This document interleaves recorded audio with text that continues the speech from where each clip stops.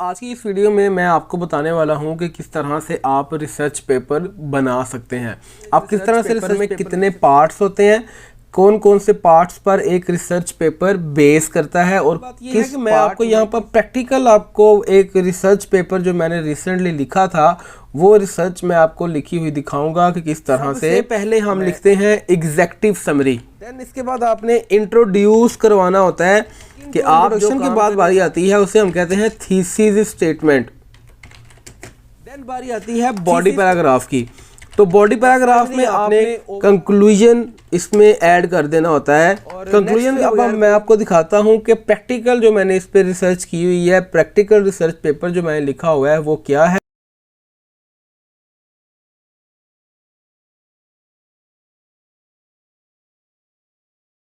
बिस्मिल्लाहिर्रहमानिर्रहीम, अस्सलाम वालेकुम दोस्तों, मैं हूं आपका होस्ट मोहम्मद याकूब और आप देख रहे हैं MY सॉल्यूशंस।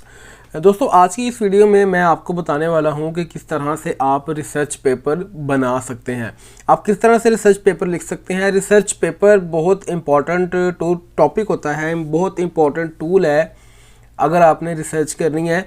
अगर आपने किसी भी किस्म की रिसर्च करनी है तो रिसर्च करने के लिए पहले आपका जो सुपरवाइज़र है वो आपसे कहता है कि मुझे एक रिसर्च पेपर बना कर दें ताकि मुझे आइडिया हो सके कि आप जो काम करने जा रहे हैं, जो रिसर्च आप करने जा रहे हैं वो रिसर्च किस किस्म की है, उसके अंदर क्या आपका इंट्रोडक्शन क्या होगा, थीसिस स्टेटमेंट क्या होगा, आपका ओवरऑल हर चीज़ जो भी आपने उसके अंदर ऐड करनी है उसके पॉइंट ऑफ व्यू से मुझे रिसर्च पेपर बना कर दें ताकि मुझे आइडिया हो कि हमने किस डायरेक्शन में काम करना है। तो रिसर्च पेपर इतना मुश्किल नहीं होता, इतना टिपिकल नहीं होता, सिर्फ ये होता है कि थोड़ी सी आपको गाइडेंस अगर मिल जाए ना तो आप इजीली आसानी से वो काम कर सकते हैं।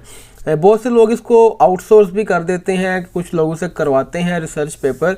तो मैं आपको यही सजेस्ट करूंगा कि आप ये काम खुद करें, खुद आप ये काम कर सकते हैं। मैं भी आपके सामने बताता हूं कि एक रिसर्च पेपर में कितने पार्ट्स होते हैं, कौन कौन से पार्ट्स पर एक रिसर्च पेपर बेस करता है और किस पार्ट में, किस सेक्शन में कौन सी बात की जाएगी, पहली बात। दूसरी बात यह है कि मैं आपको यहाँ पर प्रैक्टिकल आपको एक रिसर्च पेपर जो मैंने रिसेंटली लिखा था वो रिसर्च मैं आपको लिखी हुई दिखाऊंगा। मैंने रिसर्च की थी और आपको जो बातें मैं यहाँ पर बताई हैं उनको मैं प्रॉपरली इम्प्लीमेंट भी कर चुका हूँ। तो आपको पता है कि अल्हम्दुलिल्लाह इस चैनल के ऊपर आपको वो वीडियोज़ मिलती हैं, वो सारी की सारी वीडियो मिलेंगी जो प्रैक्टिकल हैं। ऐसे नहीं है कि ये कर लो, ऐसे कर लो, वैसे कर लो, ये हो जाएगा, वो हो जाएगा, ऐसे नहीं। आपको प्रॉपर और प्रैक्टिकल नॉलेज यहाँ पर मिलता है।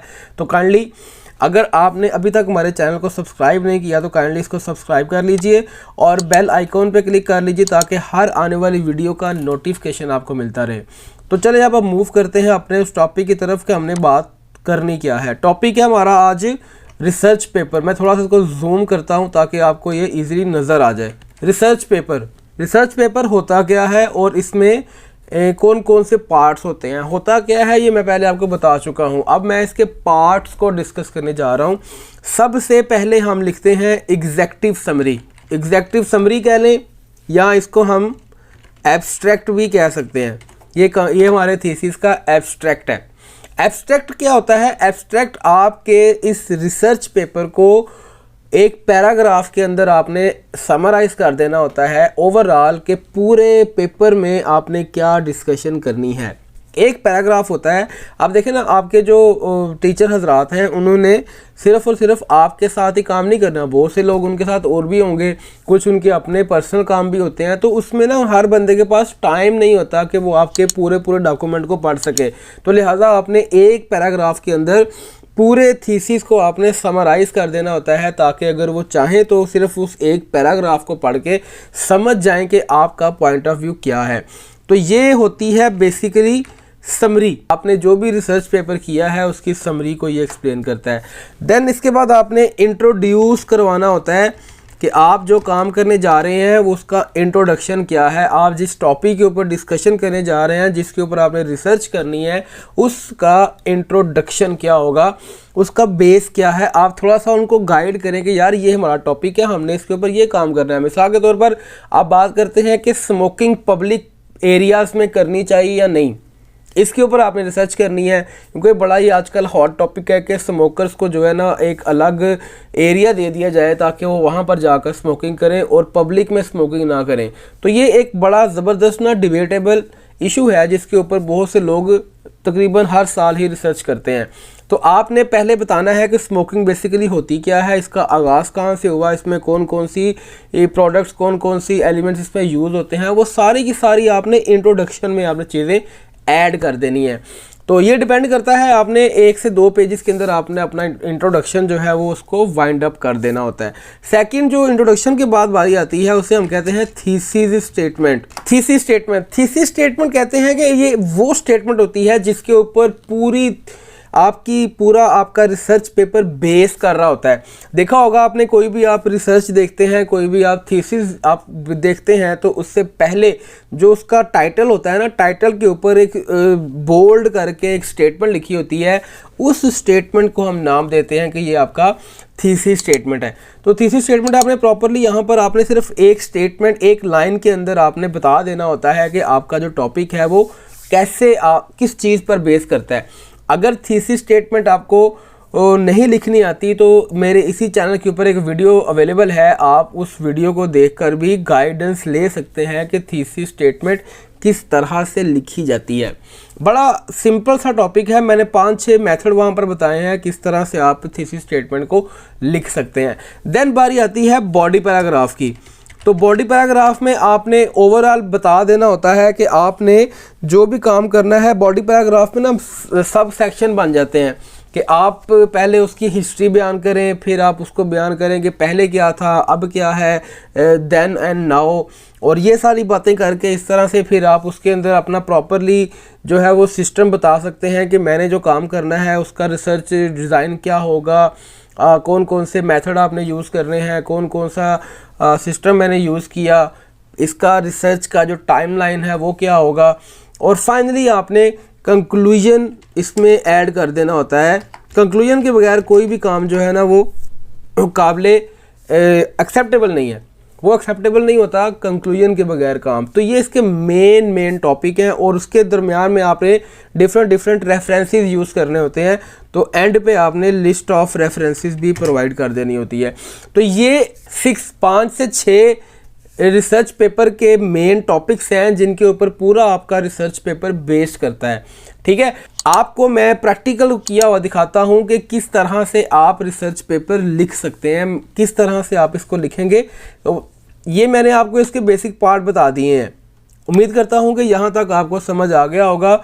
और नेक्स्ट अब मैं आपको दिखाता हूं कि प्रैक्टिकल जो मैंने इस पर रिसर्च की हुई है, प्रैक्टिकल रिसर्च पेपर जो मैंने लिखा हुआ है वो क्या है, और वो वाकई ही जो बातें मैंने आपको बताई हैं वो उसमें हैं कि नहीं है।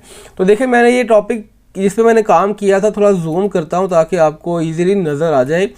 ये है a research paper on American airline. American airlines के ऊपर एक रिसर्च पेपर जो है वो प्रोजेक्ट मिला था, तो उसके ऊपर मैंने काम किया था। तो first of all executive summary है, पूरे थीसिस की जितनी भी समरी है वो सारी की सारी जो बातें मेन पॉइंट्स से जो कि मैं करना चाह रहा था वो सारे के सारे मैंने उठा के रिसर्च एग्जेक्टिव समरी में मैंने ऐड कर दी हैं। इंशाल्लाह नेक्स्ट वीडियो जो मेरी आएगी ना इस चैनल पे, उसमें मैं आप बताऊंगा कि एग्जेक्टिव समरी आप किस तरह से लिख सकते हैं। एक पैराग्राफ होता है, लेकिन वो एक पैराग्राफ भी आपने इतनी टेक्निकलिटी के साथ आपने काम करना होता है कि वो आप इजीली अपना पॉइंट ऑफ व्यू एक्सप्लेन कर सकें रीडर को। तो देखिए, इसके बाद फिर मैंने स्टार्ट किया इंट्रोडक्शन। मैंने बताया है कि एयरलाइन जो है वो स्टार्ट कब हुई, कैसे कैसे इसने काम करना शुरू किया, सारी उसकी मैंने हिस्ट्री बताई है। उसके बाद मैंने उसको बताया है जी, इसके बाद फाइनेंशियल सिचुएशन बताई है इसकी 2007-8 से लेके अब इसके पास जो 2020 तक क्या ओवरऑल सिचुएशन है। और देन उसके बाद मैंने लिखा है थीसिस स्टेटमेंट। थीसिस स्टेटमेंट लिखने का मैंने आपको बताया है कि आपको वीडियो में इसकी डिस्क्रिप्शन में आपको लिंक मिल जाएगा कि थीसिस स्टेटमेंट हम किस तरह से लिख सकते हैं। तो थीसिस स्टेटमेंट इस पूरे रिसर्च का जो बेस था वो ये था कि American airline have rebranded itself through the positive effects of social media campaign instead of traditional method of marketing। तो मतलब मैंने ओवरऑल बताया है कि किस तरह से मैंने काम करना है कि अमेरिकन एयरलाइन ने एक रिसर्च की, रिसर्च करने के बाद उसको उनको ये बात जो है वो सामने आई कि हमें अपने आप को रीब्रांड करना चाहिए। तो किस तरह से उनके माइंड में ये चीज़ आई, कैसे उन्होंने इस चीज़ को फोकस किया, कैसे उसको फॉलो अप किया और किस तरह से ये इतने सक्सेसफुली अपना काम कर रही है। तो ये मेरा बेसिकली ओवरऑल इसका पर्पस था सीसीस का। देन मैंने उसके बाद स्टार्ट किया है बॉडी पैराग्राफ से, कि बॉडी पैराग्राफ में मैंने यहाँ पे ग्राफ भी ऐड कर सकते हैं आप, अगर आप चाहें तो ग्राफ भी ऐड कर सकते हैं। ये पिक्चर ग्राफ लगे हुए हैं। उसके बाद मैंने ये देखे कि स्टडी का जो पैटर्न है वो क्या होगा, क्वालिटेटिव स्टडी होगी, उसके बाद फाइंडिंग्स क्या होंगी और उसके बाद ऑब्जेक्टिव्स क्या हैं।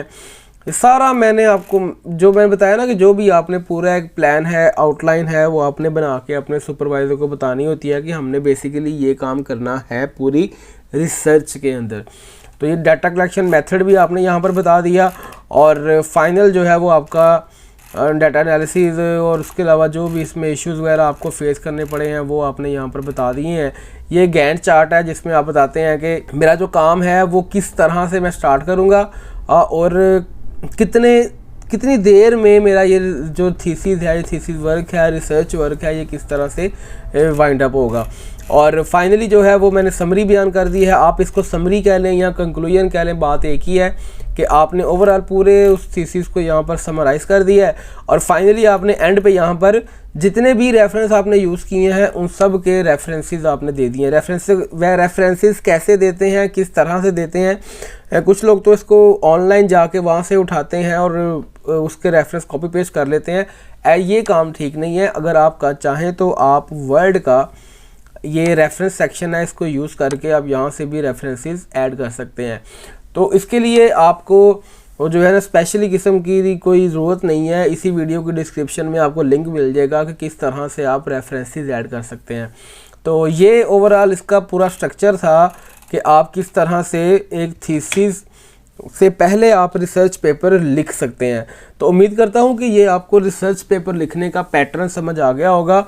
एक बार दोबारा से आप देख लें कि इसमें ओवरऑल ये 6 स्टेप्स हैं जिनके अंदर जाके आप अपना एक अच्छा सा एक्सेप्टेबल रिसर्च पेपर आप लिख सकते हैं।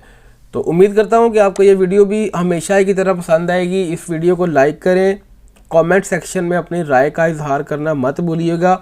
अगर आपने अभी तक हमारे चैनल को सब्सक्राइब नहीं किया तो काइंडली इसको सब्सक्राइब कर लीजिए ताकि हर आने वाली वीडियो का नोटिफिकेशन आपको मिलता रहे। अपना बहुत बहुत ख्याल रखिएगा, दुआओं में याद रखिएगा। अल्लाह हाफिज़।